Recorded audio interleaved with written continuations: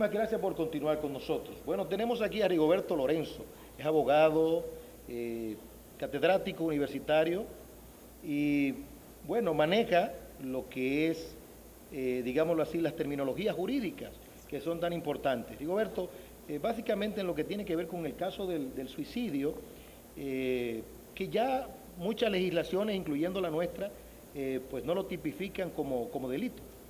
Así mismo es.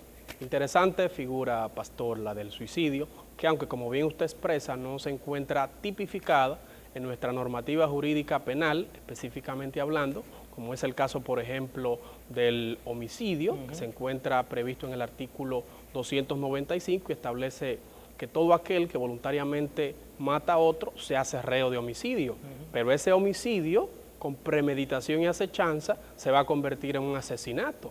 Figúrese que son figuras que están establecidas en nuestra normativa jurídica penal y que por ende conllevan un castigo. Pero también el 299 le dice que todo aquel que mate a su padre o a su madre se hace reo de parricidio, por ejemplo, y el que mata a un niño recién nacido pues se hace reo de infanticidio.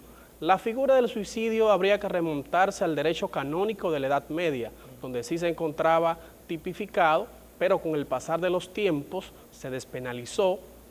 Pero analicemos esto desde este punto de vista. No existe en nuestra figura, en nuestra normativa jurídica, el castigo, penalmente hablando. Sin embargo, tendríamos que analizarlo desde el punto de vista moral. ¿Qué va a pasar con los familiares, por ejemplo, de un suicida? ¿Qué va a pasar con los hermanos en la fe, en el caso de nosotros los cristianos, de un hermano en la fe que se suicida?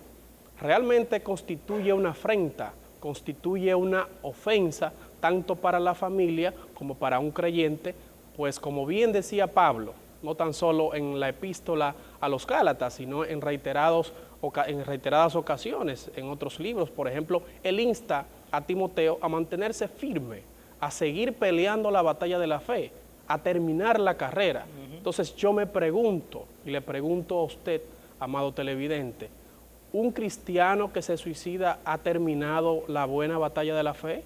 ¿Ha llegado a la meta de la carrera? Pues evidentemente que no. Es un cristiano que termina en derrota, es un cristiano que termina en vergüenza. Pero volvamos al ámbito jurídico. Sí, hay algo que me gustaría, Rigoberto, es un caso reciente que se dio en los Estados Unidos, de una joven que instigó al suicidio.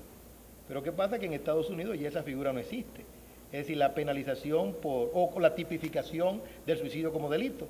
Entonces, en asuntos de consistencia jurídica, no puede existir lo que es la instigación al suicidio. No, definitivamente, y se contrarrestaría a la teoría del delito. Pues como bien usted dice, ¿tendría o no culpabilidad esa persona? Pues claro que sí, pero al no tener tipificado el delito, esa persona no podría ser procesada penalmente hablando. Porque le diría al señor juez, ¿y qué yo he hecho de malo? Porque la ley no dice que es malo el suicidio. Entonces, en tal virtud, yo lo que le he hecho es un favor a esa Así persona. mismo es. Que me parece que el hilo de Satanás, con relación a esto último que se ha dado, va por ahí. Pastores que han despenalizado el suicidio bajo el argumento del perdón por la sangre de Cristo. Una cosa muy grande desde el punto de vista jurídico. Así mismo. Porque entonces son instigadores de suicidio. Claro. Ahora, ¿usted no lo puede penalizar a ellos? Para desde nada. el punto de vista jurídico. Es decir, usted lleva a John MacArthur, por ejemplo, a Steve Lawson, y a todo ese grupo de pastores, y el juez lo va a liberar. ¿Por qué? Porque desde el punto de vista jurídico no tiene como condenar. No hay. Así mismo y todo lo contrario, el señor juez dice, bueno, pero si este que es un gurú de Dios, y la única ley que puede condenar es la espiritual, y lo que tú acabas de decir, la moral, que esa todavía hay gracia común. Así mismo. Todavía hay gente sensata por allí que entiende que el suicidio no se puede festinar. Claro, definitivamente, pastor. Y tenemos que apretar el botón del pánico. Como usted dice, hay un impacto social que se está reflejando hoy en día, porque muy bien, no se castiga, pero entonces si la ley no me castiga, me lo permite. O sea que yo puedo libremente, tengo el libre albedrío de incentivar a personas a que cometan ese atroz acto, que lo perpetúen, y no va a acontecer nada, no tiene ningún tipo de consecuencias.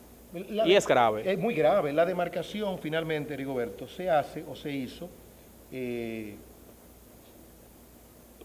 el punto de vista del derecho canónico que has mencionado, que estaba permeado, lógicamente, por la religión. Definitivamente. Por la fe, y el derecho en su sentido universal también.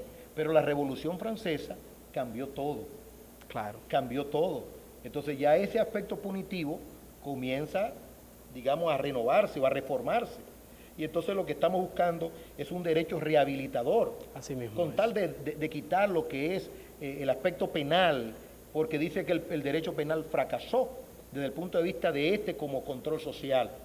Rigoberto, a la luz de esto, ¿verdad? Y del nuevo orden mundial, al parecer se ha corrompido o dañado la idea de que el cuerpo del hombre, la vida del hombre es de Dios, que Dios la dio.